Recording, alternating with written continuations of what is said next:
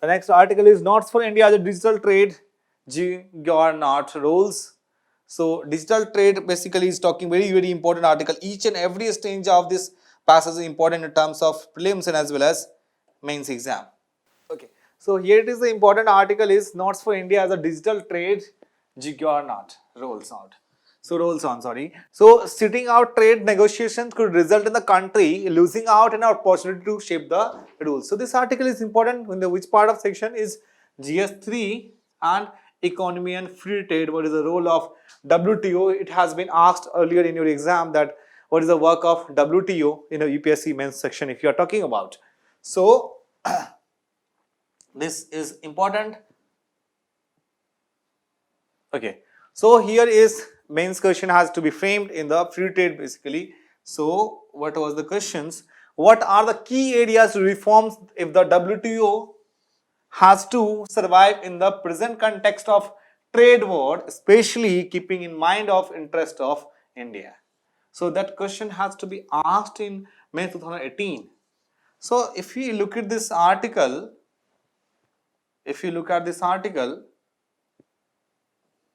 so here it is, it has been asked of the role of WTO as well, right? Here we can see WTO members, it has been asked WTO, the role of WTO, it has been asked in this, how the developing country is thinking about what is a underdeveloping country and developed nation is thinking about why WTO is focusing most on the developed nation. So in that context, if you look at this article is very important in terms of your prelims and as well as mains exam perspective.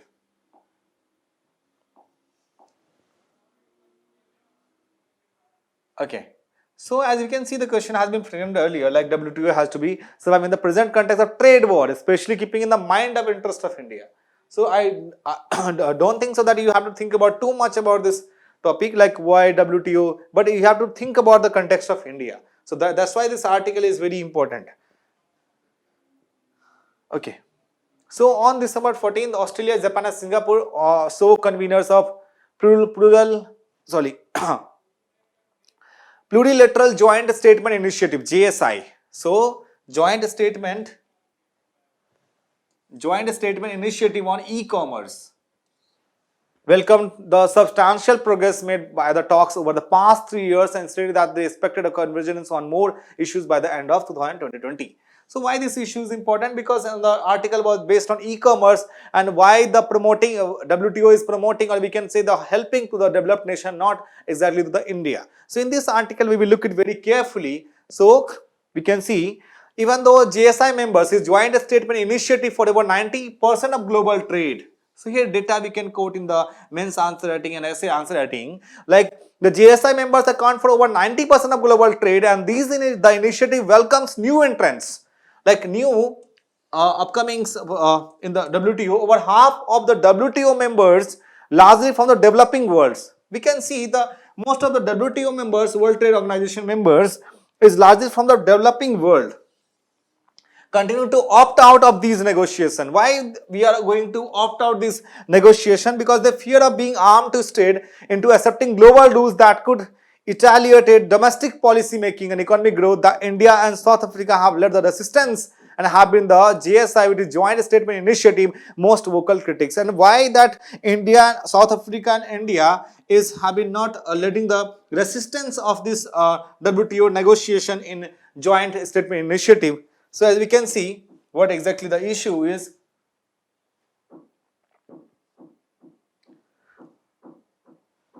Okay, so as we can see, the WTO emerging in a largely analog world in 1994, and it was only at the second ministerial conference 1998 that members agreed on course rule on e-commerce regulation, a temporary moratorium, which means that we can say a kind of discount, or kind of we can say advantage giving to, a special advantage giving to you. So we can say that is a term is used here. Moratorium was imposed on custom duties relating to the electronic transmission of goods and services. So custom duties on relating to the electronic transmission of goods and services. This moratorium has been renewed continuously to consistent opposition from India and South Africa. And why they are arguing the moratorium impose significant cost on developing country? Because most of this moratorium imposes on the developing countries, that they are unable to benefit from the revenue customs duties. For example, that we are taking, we are importing, like India and South Africa is importing such electronics items to the e-commerce. So WTO is not applying the customs duty. So we are unable to benefit from the revenue customs duties that would bring. The members also agreed to set up a work program on e-commerce across 4 issues areas at the General Council, like goods services, intellectual property, that IPL, intellectual property rights, and the development. So basically, the 4 issues at the General Councils is goods and services, intellectual property rights has to be given, or the development issues need to be. Okay, so what exactly the problem? So basically, what exactly the problem is? So major exporter of e-commerce business are developed countries. So make sure that most of the exporter, I think this is visible for everyone. Yes, most of the exporter of e-commerce business are developed countries. US, UK, Germany, Australia, Japan, or Singapore. And imported by developing country, and these e-commerce business has to be developed countries to be imported by developing countries. Like here is India, South Africa, etc.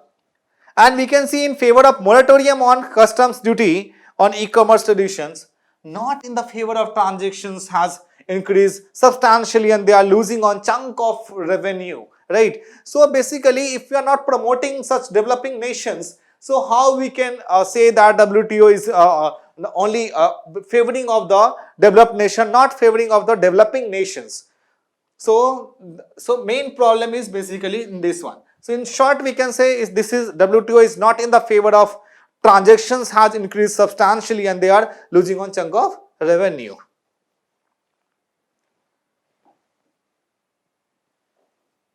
Okay. So what exactly the issue of concern that we have discussed, that there are several issues upon the developing and developed nation.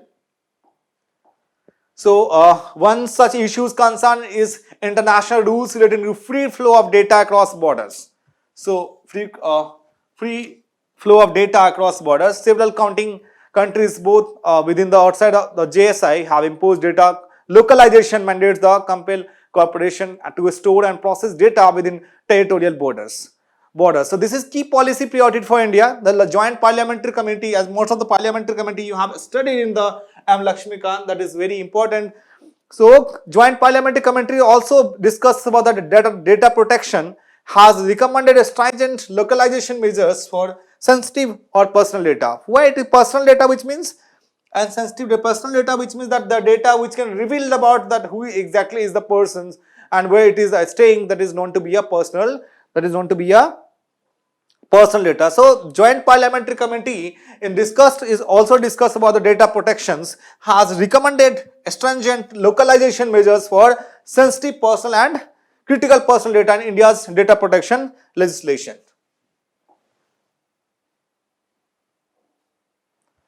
However, we can say, like for nations and industry in the developed world looking for access new digital markets. So new digital markets, which means that these restrictions impose unnecessary compliance costs that arguing hampering innovations and supposedly amounting to unfair protectionism. There is similar disagreement regarding domestic laws that mandate the disclosure of source codes.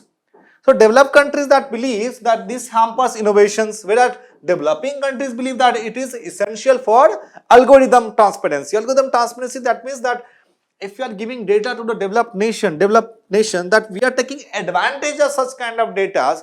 So in that segment, we can say that developing countries believe that this hampers innovations, whereas the other points of view, like we can say, the developing countries believe that it is essential for algorithms, right? It is essential for algorithms, transparency and fairness, which was another key recommendations of the JPC report in December 2021. What exactly India choice? Data sovereignty is a championed as a means of resisting data colonization. Data colonization, which means that we are giving to a particular one this data. So that's why we use here data colonization, data colonialism. the exploitative economic practices and intensive lobbying of Silicon Valley's company. So data colonization, that we can say that they are exploitative economic practices and intensive lobbying of Silicon Valley's company. They are taking advantage of the developing nation. Policy making for India's digital economy as a critical juncture, surveillance in reforms, personal data protection algorithm. So as we can see, if we are removing from the like RCEP, India is not a part of regional comprehensive economic partnership. We are left in the last year, RCEP, and the comprehensive and progressive agreement of trans-Pacific partnership. We are not the part of CPTPP. CPTPP, which means that CPTPP is stand for Comprehensive and Progressive Agreement for Trans-Pacific Partnership. So basically, we are not the part of RCEP, Regional Comprehensive Economic Partnership, and CPTPP. So if we are left with such kind of regional organizations, so how the development will to be increasing in our country, right? So policy making for India digital economy is at a critical juncture. Surveillance reforms, personal data protection, algorithm governance, and non-personal data regulation must be galvanized through evidence insights and work for individuals, community, and aspiring local business, not just established larger players. So taking a cue from the Digital Economy Partnership Agreement, DEPA, so which is stand for Digital Economy Partnership Agreement, DEPA, between Singapore, Chile, and New Zealand, India can push from a framework where countries can pick and choose modules with which they wish to comply.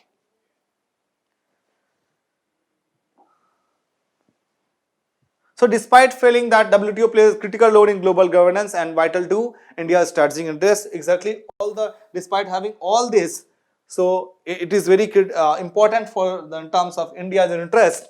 So despite the feeling that WTO plays a critical role in global governance and is vital to India's strategic interest.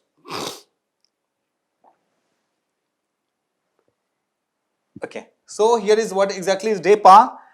So I have taken this from the ministerial website. So DEPA is basically facilitate seamless end-to-end digital trade. DEPA is basically seamless end-to-end digital trade. Key feature is basically end-to-end digital trade, trusted data flows, trust in digital systems, and facilitate opportunity for participation in digital economy, online customer protection. This one, cross-border data flows, which means that businesses can transfer information across borders and serve their customers regardless of where they are located, right? Paperless trade, which means reduced time for documents transit and cargo clearances, resulting in lower operating cost. So if you are DEPA basically main work for the paperless trade, because if you are spending more time to the document transit, so it will take lots of time to build up. So fintech e-payments like promoting cooperate amongst companies in the fintech sector development. So what it is doing like DEPA is, so it facilitates seamless end-to-end digital trade, and which will enable to data flows which is trusted through what and build trust in digital systems. Okay, so basically is DEPA is basically facilitates seamless end-to-end digital trade, which will enable trust data flows and build trust in digital system. So keep in mind what exactly the work of DEPA. Open government data, trust in digital system, and facilitate opportunity for protection in the digital economy, where is artificial intelligence, AI tools, and SMEs cooperations.